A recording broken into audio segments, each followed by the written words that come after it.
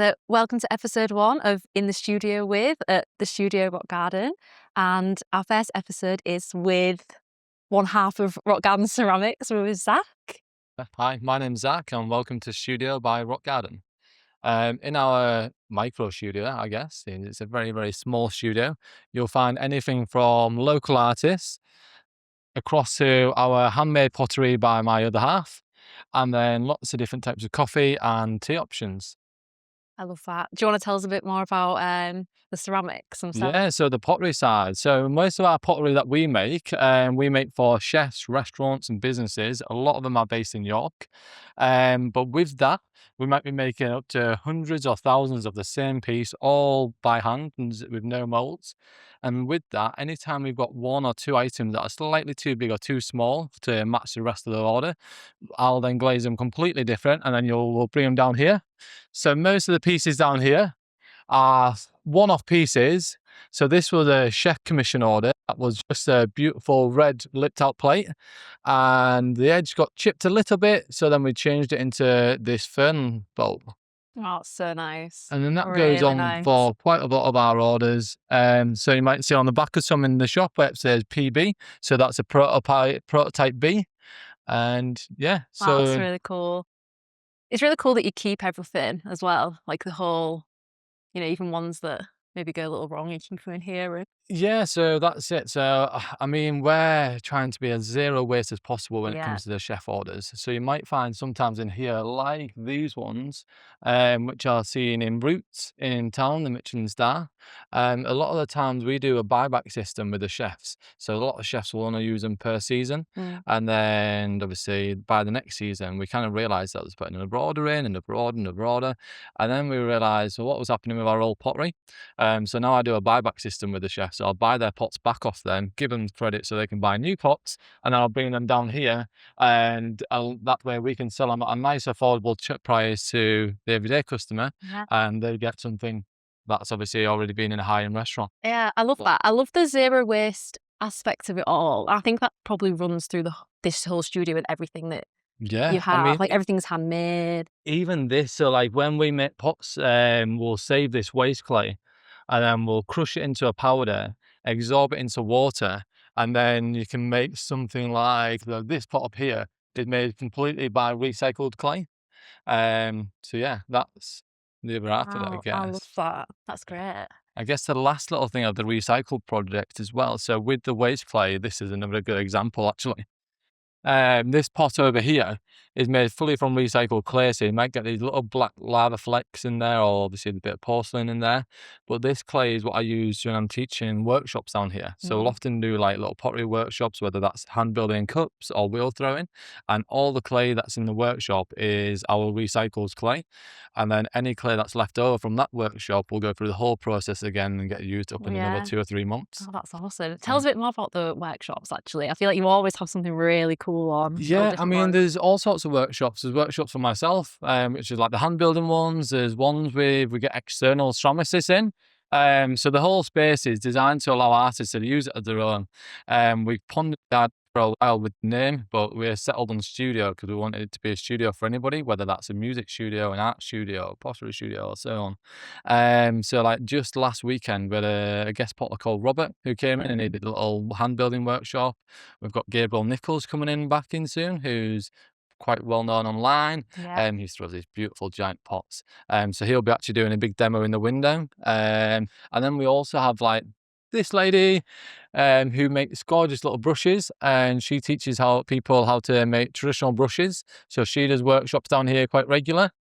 And then we've even started to have local musicians sit in the window, have a small seating of 15 to 20 people, and do a little live set to them, which has been really cute and cozy. Yeah. So yeah. Yeah, it's a good space for something like that, something live. A lot of the stuff you're doing here is like live. It's all handmade or things that are happening in the moment, like people making things together. Yeah, yeah, And yeah. yeah, it's a really nice aspect of the studio, I think. No, well, I mean, even when we first moved into this spot, our landlord gave us 3.5 weeks and we had to be open. And so like everything in here we made ourselves. So the walls, everyone compliments the walls saying it looks really nice and lime washed. It's not. It's two paints. It's a pink and a grey that I've mixed sand in, and I've made it Yeah. look a bit rough and ready, but it works. You've Same made with everything in here, haven't you? Like the shelves and the yeah, so the shelves are actually made from Douglas fir, which is like almost a type of old Christmas tree. So it's really hard to burn. It gives off really bad smoke, not good for the environment, but makes beautiful shelves and a yeah. nice table too. So yeah. Oh yeah, there's a table. And this. Everything in here, isn't it? Yeah, so the bar tops are like reclaimed wood from a local climb wall. Yeah, I mean, everything is secondhand apart from, I guess, the coffee grinders, and that's Yeah. about it. Let's talk about the coffee actually, because that's the nice thing about the studio is that people can just pop in here and Yeah, I get a mean, coffee or a matcha. yeah, so the coffee I've tried to do a little bit different to the rest of the city.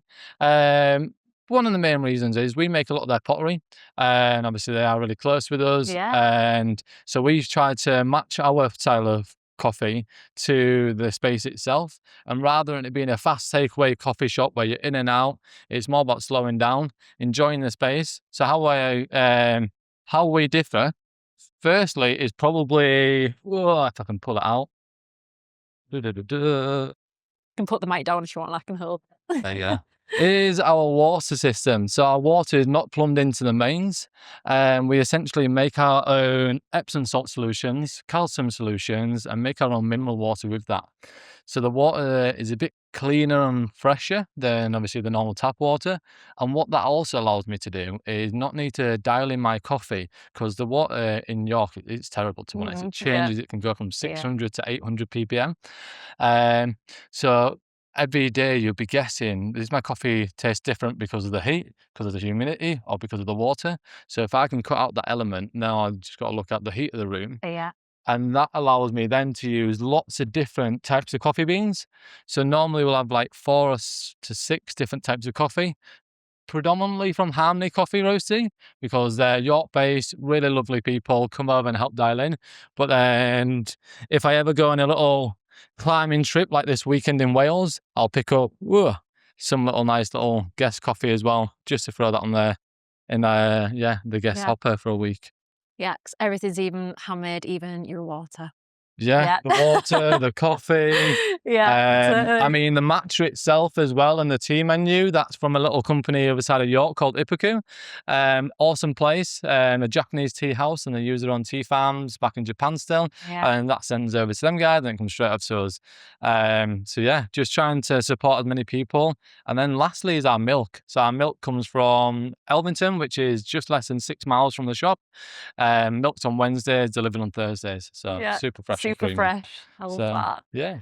I guess another thing think would be a great place to us probably to end this our first introductory episode is talking about the artists that you have in here. Obviously, Yeah, at the moment cool. we've got some great artwork up on the walls, and just a little bit more about what you guys do with artists in the exhibitions. Yeah, so at the minute, this is Mark Hurled.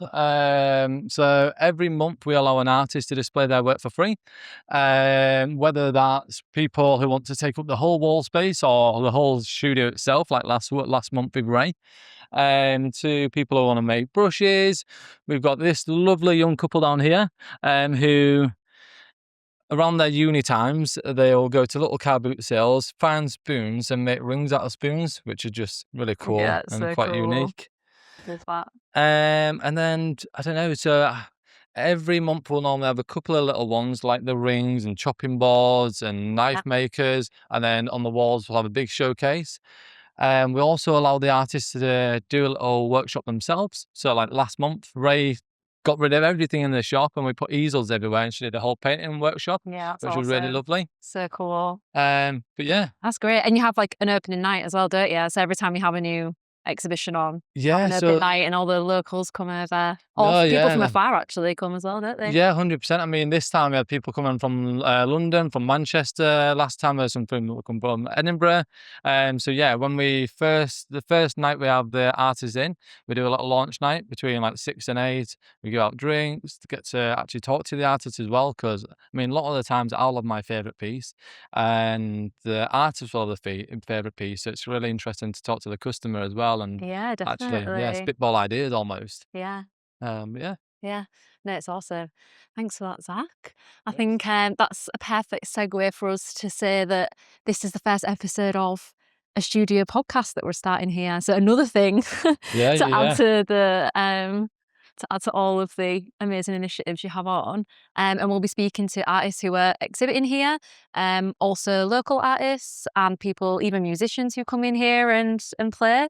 So yeah, stay tuned, I think. Yeah, 100%. All right, we'll catch up soon. This production was brought to you by UPNORF Media.